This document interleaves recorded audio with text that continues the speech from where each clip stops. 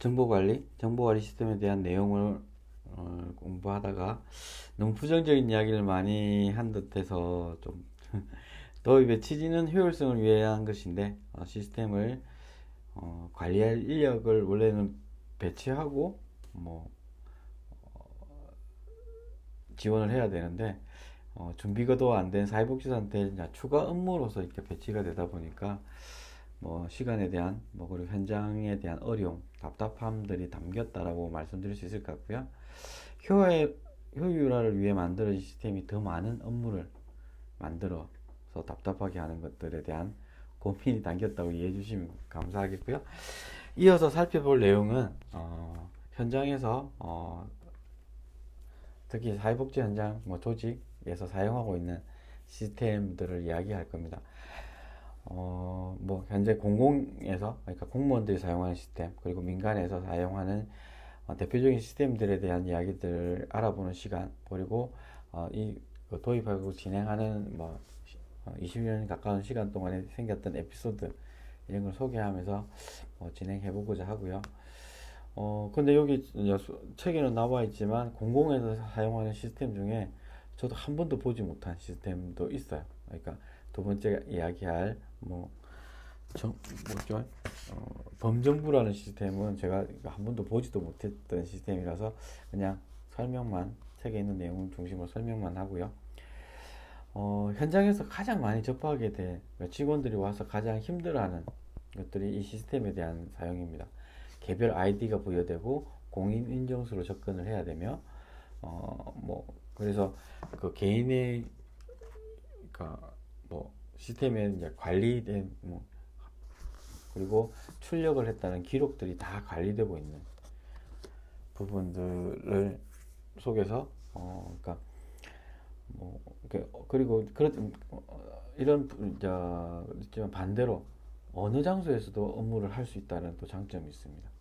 제가 출장을 서울에 아니면 해외에 나가 있어도 급하게 연락이 와서 이걸 해달라면 인터넷만 연결되면 언제 어디서라도 그걸 접속해서 해결할 수 있는 이런 부분들이 존재한다. 이게 긍정적 면도 있다. 그래서 이제 특히 이제 학교 현장에서 이것 시스템을 공부하는 것들이 가장 필요한데 교육용 아이디가 저희들이 이제 교육 처음 도입할 때 만들어지고는 그 뒤로 없어지고 지금까지 학교로도 이렇게 배포가 안 되고 있어서 계속 요구하는데 잘 안 됩니다. 이것만 제대로 알게 되면 취업해서 일하는데 조금 더 도움이 되지 않을까라는 생각이 있는데 이게 잘 안 돼서 아쉬움이 있고요. 시스템 지금도 계속 보완 중이고요. 그리고 최근 코로나가 터지기 한 3, 4년 전부터 이 시스템이 이제 전면 개편을 통해서 그러니까 좀 더 효율성을 높이겠다라고 이야기하고 그 과정에 이제 저도 들어가서 그러니까 다양한 제안들을 하고 이렇게 했었는데 실질적으로 그 코로나라는 시기 동안에 그러니까 원래는 코로나 오는 그때에 이제 오픈을 하고 이렇게 하려고 했는데 그러니까 딜레이 되는 시간에 인건비만 까먹고 실질적으로 제대로 정비가 잘 안 된 것 같아요. 그래서 작년에 이 시스템이 도입이 되고 진행을 했는데 작년인가 그 정도 했는데 그러니까 뭐라고 해야죠? 완성된 상태에서 오픈이 된 게 아니고 그리고 기존에 사용하던 시스템을 대체제로 이렇게 이야기했었는데 이 두 개를 지금 다 쓰고 있는데 현장에 많이 혼란스러운 부분들도 있습니다. 이 부분 한번 같이 짚어보면서 이야기 들어보고요. 첫 번째로 이제 접하게 되는 행복이험이라는 사회보장 정보 시스템 속에서 행복이험이라는 것들이 있습니다. 이거는 공공에서 그러니까 공무원들이 사용하는 시스템이라고 보시면 되는데요. 사회복지 시스템 전달 체계 중에서 2010년 지방자치단체의 복지 업무 처리 지원 정보 시스템의 이름으로 사회복지 통합관리망이라고 하는 행복이험이 도입이 되었습니다. 그래서 새로운 변화의 바람이다라고 이야기도 하고 이렇게 해서 도입하면서 대대적인 홍보. 근데 작년에 이게 셧다운 되면서 난리가 났었죠. 그러니까 모든 업무가 중단되는 상태가 벌어졌어요. 그러니까 온라인으로서 하면서 이렇게 좋았다라고 이야기하는데 이게 뭐 어떤 이유에서인지 모르겠지만 안주가 이유가 나오지 제대로 나오지도 않죠. 셧다운 되면서 그러니까 모든 업무가 마비된 부분들이 있었습니다. 특히나 이제 수급 이런 관리나 이런 것들이 제대로 안 됐죠. 수기로 작성하고 뭐 이러면서 이제 공무원들도 혼란스럽고 했던 기억들이 있습니다. 근데 뭐 이게 이제 언론에서 이제 뭐 이야기하고 이렇게 했지만 특히 이제 뭐 밖에서 이 내용을 전혀 모르는 분들은 뭐 내가 직접적으로 그 시스템에 혜택을 누리는 사람이 아니었으면 별로 고민이 없었던 것도 사실이죠. 근데 엄청난 심각한 문제가 도래되기도 했었던 거죠. 그래서 뭐 지방자치단체의 복지급여와 서비스 이력을 개인 및 가구별로 통합 관리하고 자산 조사를 표준화하여 다양한 복지 사업에 공동으로 활용하며 유관기관의 공적 자료를 연계하는 것들이 가능해졌다. 이를 통해 수급자의 선정에 보다 정확성을 기할 수 있게 되었고 보다 효율적인 사후 관리를 도모하고 급여 지급 절차를 전산화함으로써 복지급여의 지급에 대한 투명성을 높일 수 있었다. 근데 이게 올 수도 없겠다고 생각해 보세요. 돈이 나와야 되는데 안 나오는. 근데 그때 당시 한 실질적으로 한 10일 정도, 한 2, 3차례에서 한 10일 정도 이렇게 수독이 됐었던 걸로 기억하는데, 어, 대대적으로 그 짧은 시간에도 엄청난 혼란을 야기했었죠. 행복위험은 각종 사회복지 급여 및 서비스의 지원 대상자의 자격과 이력에 관한 정보를 통합 관리하는. 그래서 공무원의 아이디를 통해서 접속하고 기억하실지 모르겠지만 연예인들의 뭐 사생활 이런 것들도 그러니까 그때 이제 공익근무요원들에 의해서 근데 공익근무요원들한테 아이디가 발급이 안 돼요. 근데 업무를 이제 시키는 공무원들의 아이디를 통해서 열람하고 이렇게 하면서 문제가 되기도 했었죠. 그런 것들이. 그러니까 지자체 복지 업무 처리를 지원하기 위해서 기존 시군구에 있는 세월 정보 시스템의 31개가지 업무 시스템 중 복지 분야를 분리하여 개인별, 가구별 종합 뭐 이게 통합 관리하는 정보 시스템. 그러니까 전체 관리하는 세월 시스템 안에 행복위험이라는 것들을 복지 파트만 분리해내는 시스템이었다라고 이야기한 거죠. 이를 통해 복지 대상자 선정 및 사후 관리를 위해 소득, 재산 자료, 서비스 이력 정보 연계하고 보조금 수급 이 모든 것들을 다 그러니까 열람할 수 있는 시스템이죠. 근데 제가 알기로는 이거는 집에 가서는 열람이 안 되는 걸로 알고 있어요. 공무원들이 집에 가서는 뭐 그래서 또한 정부에서는 적정 수급자 관리를 통해 복지 재정의 누수를 방지하고 지방자치단체에서는 복지행정 효율을 기할 수 있게 되었다. 수급자 입장에서 맞춤형 복지 서비스를 제공할 수 있어 복지 체감도를 향상하는 효과를 기대할 수 있었, 뭐 기대하려고 했지만 실질적으로는 그렇지는 않은 거죠. 행복위험의 주요 서비스를 보면 일괄 신청 및 맞춤형 서비스. 서비스의 신청 시 민원인의 욕구를 정확하게 파악하여 필요한 서비스를 누락 없이 맞춤형으로 설계하여 일괄 신청할 수 있도록. 예전에는 내가 필요한 서비스가 있을 때마다 뭐 동사무소를 찾아가는 거였다면 지금은 한 번의 방문으로도 이게 가능해진다. 그리고 제출 서류 간소화 및 민원 편의를 정대한다. 사업별로 유사하거나 중복되는 서식을 통합하고 공적 자료로 제출 서류를 대체하는 등의 제출 서류 간소화되었다. 그러니까 공무원이 열람할 수 있는 시스템은 동의만 절차만 가지면 굳이 그 서류를 첨부하지 않아도 되는. 그리고 복지급여 서비스 신청에 따른 결정 처리 기간 단축 및 처리 결과의 신속한 안내가 가능했다. 복지급여 서비스 신청에 따른 결정 처리 기간을 단축시키고 핸드폰 문자 서비스, 이메일 등에 대한 처리 결과를 신속하게 이야기하고 있다. 얼마 전에 저도 이제 그러니까 제가 있는 뭐 읍면동 사무소에 갔었는데 어떤 분이 그러니까 주택연금, 주택 지원에 대한 부분에 이제 민원, 그러니까 정보를 좀 요구했는데 지금은 없고 그러니까 문자 알림 시스템이 있으니까 그걸 등록해 드릴까요? 하는 이야기들을 들었습니다. 그러니까 그런 부분이 이제 자연스럽게 이야기가 되는 거죠. 추가 지원이 가능한 서비스를 안내를 통해 서비스 누락을 방지한다. 사회복지 대상자의 연령, 건강 상태 등을 변화로 추가 서비스가 발생할 경우 추가 지원이 가능한 서비스를 안내하여 서비스의 누락을 방지한다. 중복도 방지하지만 누락도 방지하는 이러한 효과가 있습니다. 그리고 보건복지 콜센터의 시군구 콜센터 연결을 통해 후속 서비스를 제공한다. 뭐 필요한 경우 뭐 전화, 상담 정보를 해당 시군구에 이관하여 후속 서비스를 그러니까 그러니까 도움이 필요한 상황에서 그것에 대한 지원. 오늘도 이제 제가 이제 제가 있는 기관에 사회복지협의회라는 기관에서 좋은 이웃 사업이라는 것들을 하고 좋은 친구들이라는 사업을 하고 있습니다. 이 사업에는 뭐냐면 많지는 않지만 50만 원 정도의 그러니까 긴급 지원을 하기 위한 지자체나 관련 기관에서 추천한 사람들을 선정하는 이런 작업들을 했었는데 그런 부분의 결정도 마찬가지로 그런 현장 조사나 방문 조사 그리고 다양한 정보들을 가지고 가게 되는 거죠. 그리고 사회복지 대상의 정확한 선정 및 적정 급여의 지급, 소득, 재산 자료, 인적 사항 정보, 서비스 이력 정보 등을 연계하여 사회복지 대상자에 정확하게 선정하고 적정한 급여를 지급하도록 할 수 있다. 사회복지 급여 및 서비스 이력을 개인별, 가구별로 통합 관리함으로써 중복급여를 차단한다. 지방자치단체 차원에서 복지 재정의 효율화를 도모하고 사회복지 대상자 차원에서는 복지 체감도를 향상하며 정부 차원에서 복지 재정의 누수를 방지할 수 있는 기대 효과가 있다. 라는 부분입니다. 그래서 그러니까 정부 누수, 정부 여러 가지 부분이 있는데요. 근데 여기에도 선택권이 있어요. 그러니까 어떤 선택권이 있냐면 내가 어디까지 오픈하겠냐라는 부분을 선택할 수 있어요. 나는 나의 모든 정보를 금융 정보나 모든 정보를 떳떳하면 공개할 수 있는 거죠. 근데 숨겨놓은 게 많다. 라는 부분, 그럼 금융 거래나 이런 것들에 대한 동의가 쉽지 않죠.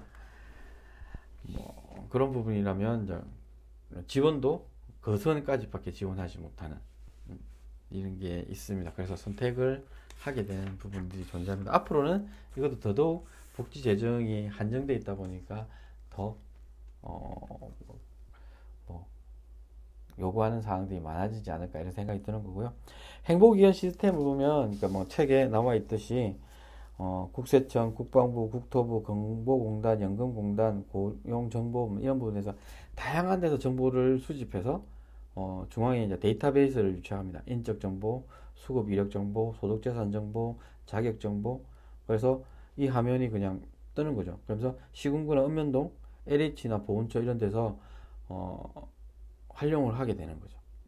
그러니까 시군구에서는 수급, 읍면동에서는 서비스 제공이나 이런 것들을 연계하기 위해서 LH 같은 경우는 주택 지원이나 이런 것들에 대한 정보, 보훈처도 마찬가지로 그러니까 지원에 대한 이야기들을 하게 되는 거죠. 정보관리원 같은 경우는 수집, 가공, 생산, 분석, 제공 그리고 정보 보호는 기본으로 깔려 있습니다.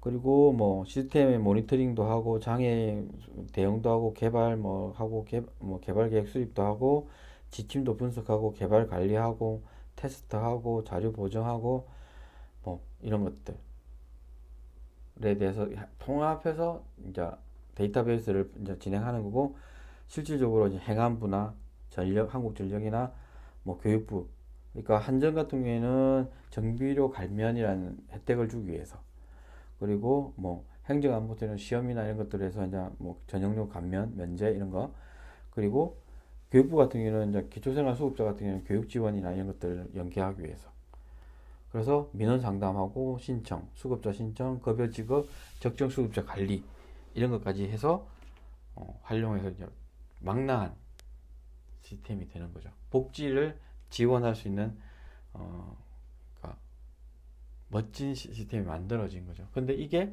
어디 한 군데라도 잘못된다 라고 한다면 어떤 결과가 나게 그래서 코로나 시때 일본하고 우리나라를 많이 비교했잖아요. 우리나라는 엄청나게 빨리 정보 제공이나 한다라고 했는데 일본 같은 경우에는 그때 당시에 신청이나 이런 것들을 모든 걸 팩스로 받았다.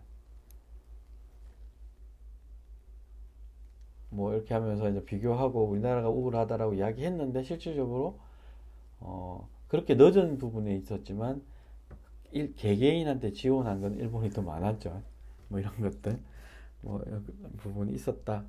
그래서 철저하게 보완되고 그러니까 셧다운도 문제 되지만 개인정보가 되는 해킹 이런 거에 대한 부분에서 막는 행복위험은 뭐 그렇게 셧다운의 문제가 심각했다면 나중에 이제 하게 된 민간에 사용하는 사회복지정보 시스템도 거기는 이제 해킹의 문제가 조금 있었습니다. 뭐 이런 것들까지 한번 보고요.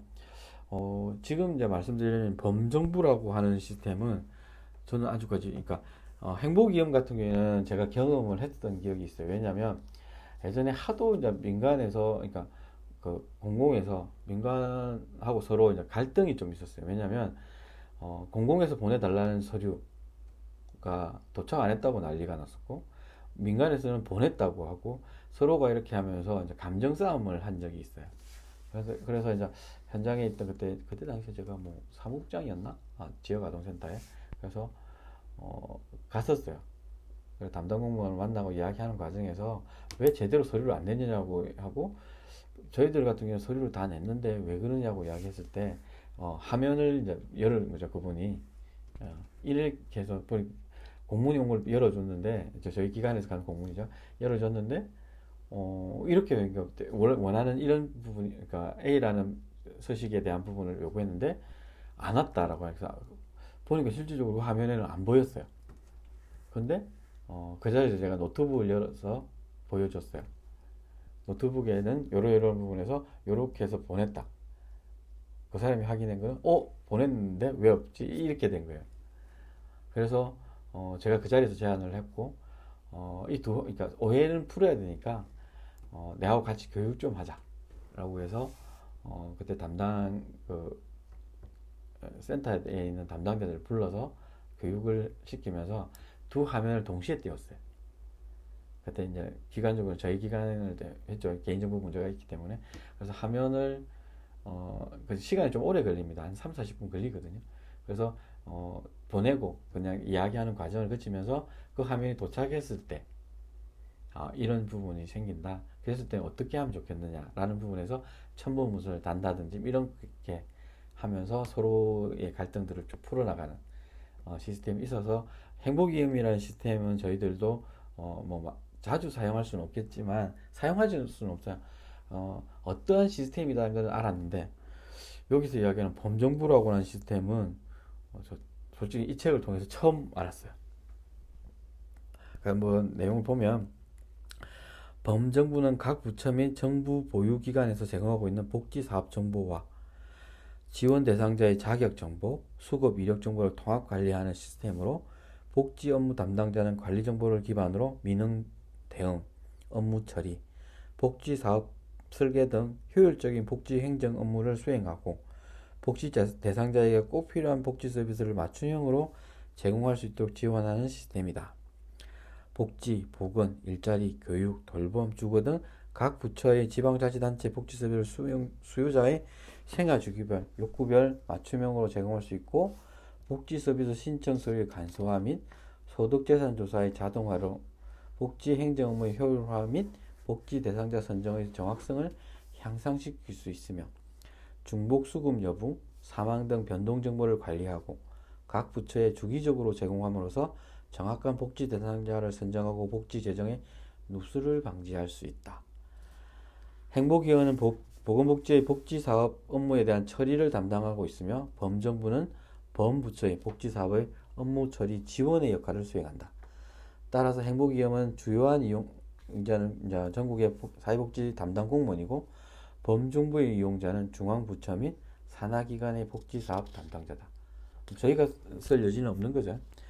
범정부의 주요 서비스 내용을 보면 복지 알림이, 그러니까 여러분들이 중앙부처로 취업을 하거나 이렇게 하면 쓸 수도 있겠죠. 복지 알림이 같은 경우는 중앙부처 지방자치의 이제 복지사업의 서비스 대상, 서비스 내용, 신청 절차 등을 각 부처 및 지자체 그리고 이렇게 해서 제공한다. 여기에서 이제 일반인들이 사용할 수 있는 것 중에 하나가 복지로라고 하는 사이트가 있습니다. 이 부분은 여러분들이 그러니까 보건복지부에서 운영하고 있는데요. 인터넷에 그냥 검색 사이트에서 복지로 치시면, 그리고 내 상황이 어떻다라는 것들을 검색해서 들어가서 내가 받을 수 있는 서비스가 뭐냐 이렇게 하면 쫙 뜹니다.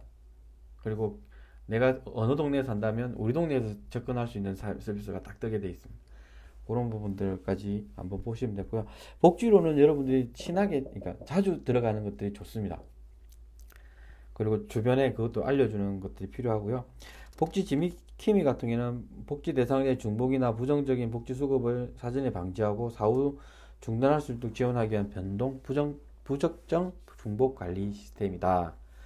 그리고 업무 처리 지원은 복지 대상자의 소득, 재산, 인적 자원, 수급 이력 정보를 연계하여 정확한 복지 대상 선정 및 효율적인 복지 업무 처리를 지원한다. 서비스 의뢰는 각 부처에서 복지 서비스를 신청하기 위해 방문한 민원인에게 중앙부처뿐만 아니라 해당 지자체의 각종 복지 서비스 안내 서비스를 의뢰한다. 자격, 수급, 이력 통합 데이터베이스 같은 경우는 각 부처별로 분산, 운영되는 복지 서비스 정보를 연계, 통합 관리한다. 범정부 시스템 구성도를 보면 이렇게 책에 있는 대로 나와 있습니다.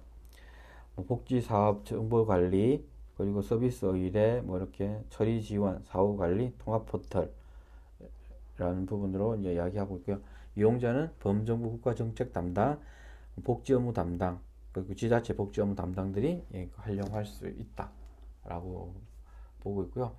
다음은 그러니까 현장에서 사회복지 현장에서 가장 많이 사용했던 하고 있는 사회복지 시설 정보 시스템이라고 하냐 W4C라고 이야기하면서 그러니까 사용했던 사시정이라고 이야기도 합니다. 줄여서.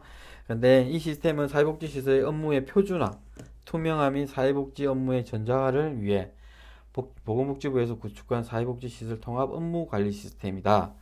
이 시스템은 구축된 데이터를 기반으로 효과적인 사회복지 정책 수립, 지원과 대국민 시설 이용 편의성 정대의 목적이 있었고, 이 시스템은 인터넷 접속이 가능한 모든 곳에서 시스템 접속이 가능하고 100% 인터넷 기반 시스템이다.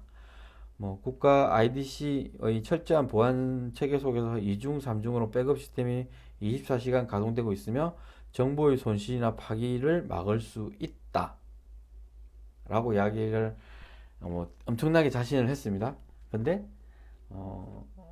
이렇게 자신했던 부분이 지금은 아니고 초창기 도입하고 몇 년 안 됐는데 해킹이 되고 그래서 이제 그때 당시에 이제 조금 진보적이라긴 좀 그런데요. 그러니까 사용하기 싫었던 분들 중에도 있겠죠.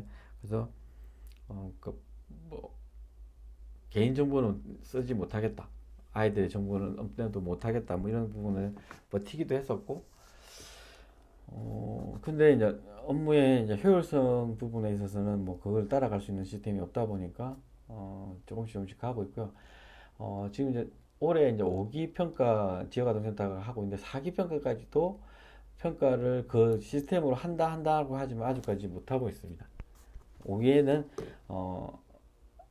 그 출력물이 아닌 시스템에 있는 것도 인정한다 정도까지로 가 있는 상태인데요. 앞으로는 아마 그걸로 계속 갈 거라고 생각을 합니다. 사회복지 시설 정보 시스템은 아동시설, 노인시설, 장애인시설, 불황인시설, 정신요양시설, 모부자시설, 내부관리 업무 분석 및 단일 표준화를 통해 종별에 관계하신 모든 생활시설과 이용시설 공통으로 사용이 가능하다. 근데 조금씩은 차이는 있어요. 아동시설 안에서도 공동생활가정, 생활시설, 그리고 지역아동센터가 다 달라요. 시스템 안에 있는 그것들도 다르고. 근데 안에서 공통적으로 사용하는 것들은 있다라는 부분이 존재하는 거죠.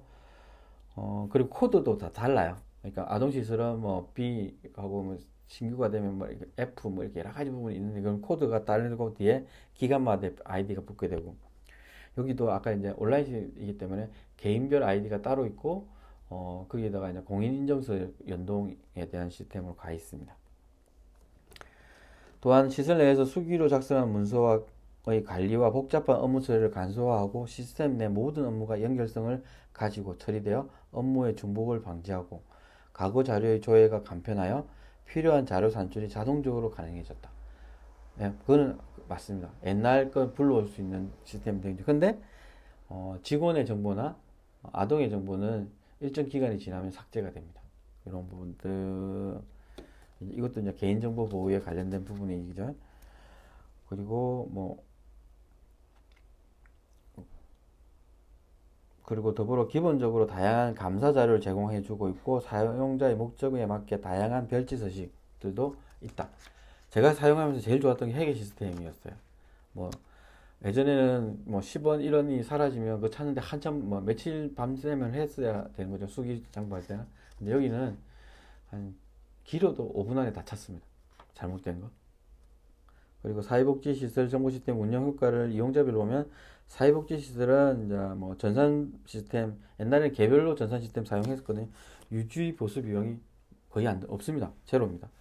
인터넷만 연결되면요. 행정기관에 온라인으로 서비스를 제출하므로 업무의 표준화 및 업무의 감소 효과, 시군구 공무원 같은 소관 복지시설 자원의 효과적이고 체계적인 관리, 행정업무의 간소화 및 중복 작업의 최소화, 뭐 효율성.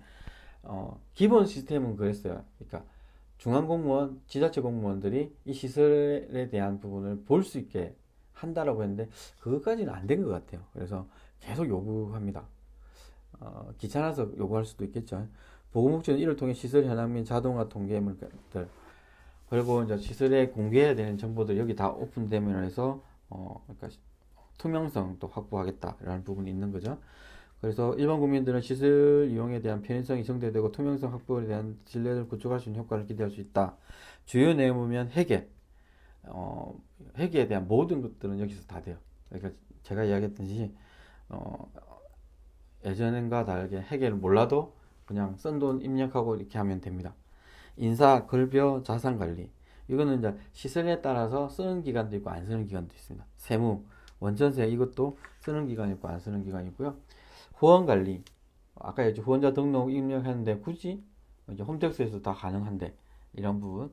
그리고 그러니까 이걸 통합해서 그냥 불러오는 형태로 되면 좋겠는데 그게 안 되더라고요. 또 이력, 다양한 이제 이력, 이제 서비스 종류별로 이용자들에 대한 입퇴소 관리, 그리고 직원들에 대한 뭐 이런 거 관리까지 경력 증명서도 뗄 수 있고 여기서 다 합니다.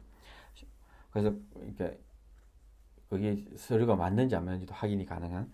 그리고 시군구 보고 여기서 모든 문서들이 왔다 갔다 합니다. 이런 것들. 근데 이제 문제는 이제 뭐, 그러니까 지금 이제 뭐 아까 얘기한 시설 구성도 이런 것들이 있습니다. 이건 한번 찬찬하게 보시면 크게 어려운 부분은 아니고요. 이거는 이제 제가 이제 대면 수업할 때 직접 화면을 열어서 보여드리는 것들이 더 맞을 것 같아요. 그래서 이제 그 아까 앞에서 이야기했던 희망이염, 개편 이런 것들 하면서 있었는데요.